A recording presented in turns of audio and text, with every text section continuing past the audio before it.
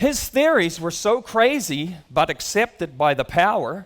If you could grow oranges a little bit further north every year, soon you'll grow oranges in Siberia. Lysenko.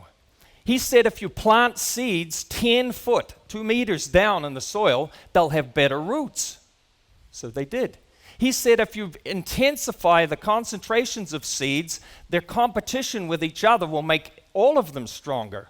They germinated and they all died.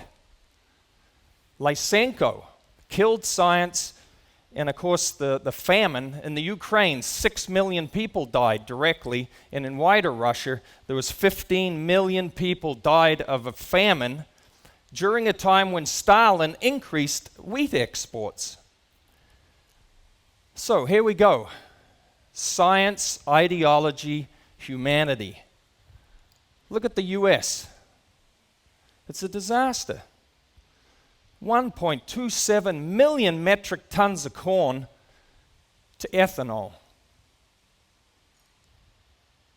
That can feed 430 million people. To burn food to put into cars. And it's not even efficient.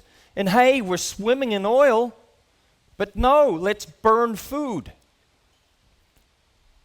The ideology is so strong, so political, that we're continuing to do it. Even though other people in the world say this is a crime against humanity, it's continuing on. Hurting the poor. It doesn't hurt me. I got my big V8 truck, but it hurts the poor. Here's another ideology that has implications. It wasn't so long ago we were going to have an ice age. Now we're going to have a world that's burned up. Hey, which is it? The Russians just last year said, no, the sun is cooling down. We're going to be back to an ice age. But which is it? We've just had 18 years of pause for global atmospheric temperatures. So which is it? Lysenko, this Russian disaster, who also went to China and did the same damage there. Remember what he did to the 3,000 scientists, geneticists? Okay, we have the same thing in the US. Can you imagine it? They're petitioning the government that any scientist who doesn't agree with the political should be prosecuted. So here's a man who was prosecuted, Galileo, right, by the Pope. Questions of science, the authority of 1,000 is not worth the humble reasoning of a single individual.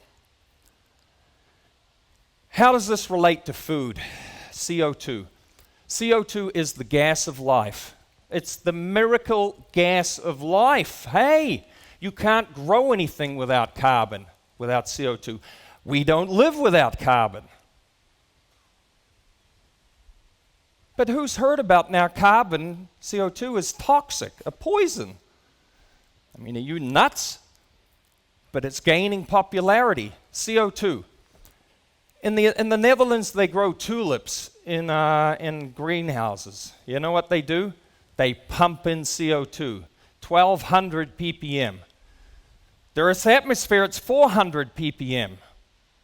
If we can just double our atmospheric CO2, research, hundreds and hundreds of studies have shown we will be able to produce more cereal grains by about 40 to 60%. And it's free. It's free. Forests respond even higher. So CO2 is free for everyone. The poor, it's free for New Zealand, it's free for Thailand, Bangladesh, Pakistan, the gas of life.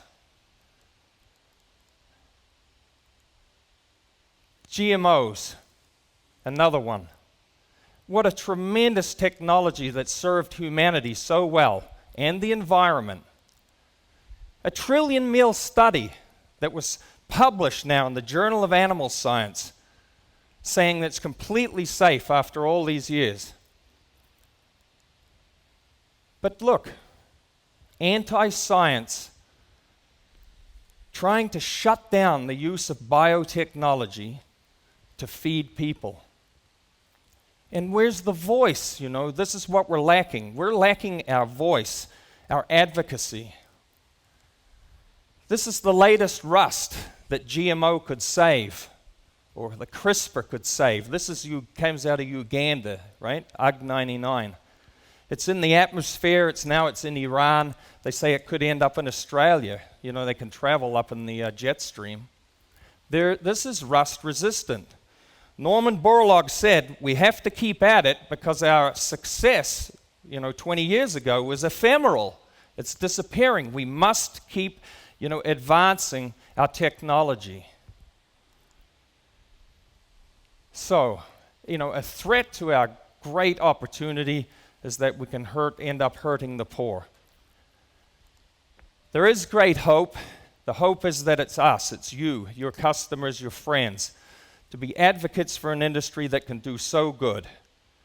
And finally, at the end of the day, it's the noblest of pursuits to bring food to humanity, to enrich people's lives, and I thank you for this opportunity.